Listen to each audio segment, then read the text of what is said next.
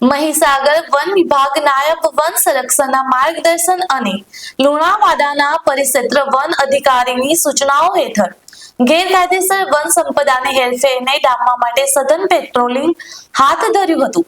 આજે બપોરે આશરે 12 કલાકે વન વિભાગના સ્ટાફે ચાકલિયા ચોકડી પર ખાસ વોચ ગોઠવીને 2 શંકાસ્પદ માલવાહક વાહનોને અટકાવ્યા હતા।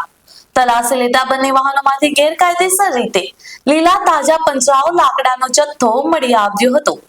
વાહનના ડ્રાઈવરો પાસે કોઈ કાયદેસરના દસ્તાવેજો ન હોવાથી વન વિભાગે તાત્કાલિક ધોરણે વાહનો અને લાકડાનો જથ્થો જપ્ત કરીને વધુ કાયદાકીય કાર્યવાહી માટે લુણાવાડા સેલ ડેપો ખાતે મૂક્યા છે। વન વિભાગે ભવિષ્યમાં પણ આવી કડક કાર્યવાહી ચાલુ રાખવાની પ્રતિબદ્ધતા વ્યક્ત કરી છે।